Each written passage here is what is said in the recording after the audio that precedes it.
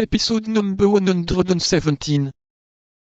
This first moment had been delayed 5 days, which, under any other circumstances, might have appeared rather long to M. Bonacieux.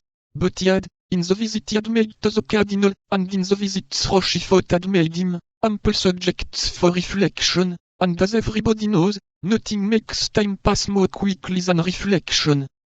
This was the more so, because Bonacieux's reflections were all rose-colored.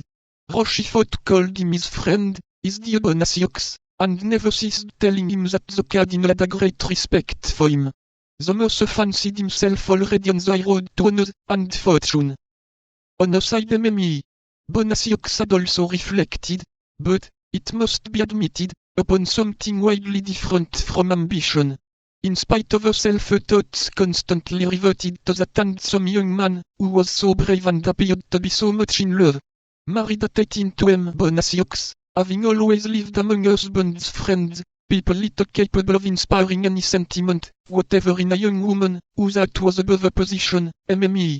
Bonacieux had remained insensible to vulgar seductions, but at this period the title of gentleman had great influence with the citizen class, and D'Artagnan was a gentleman.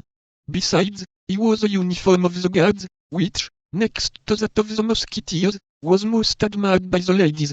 He was, we repeat, handsome, young, and bold. He spoke of love like a man who did love and was anxious to be loved in return. There was certainly enough in all this to turn I'd only 23 years old, and MME. Bonacieux had just attained that happy period of life.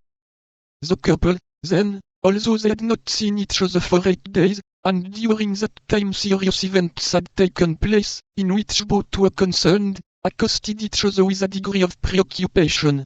Nevertheless, Bonacieux manifested real joy, and advanced toward his wife with open arms. Madame Bonacieux presented a cheek to him. "Let us talk a little," said she. "How?" said Bonacieux, astonished. "Yes, I have something of the highest importance to tell you." "True," said he, "and I have some questions sufficiently serious to put to you. Describe to me your abduction, I pray you." "Oh, that's of no consequence just now," said MME. Bonacieux.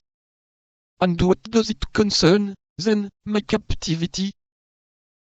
"I heard of it the day it happened, but as you were not guilty of any crime, as you were not guilty of any intrigue, as you, in short, knew nothing that could compromise yourself, or anybody else, I attached no more importance to that event than it merited."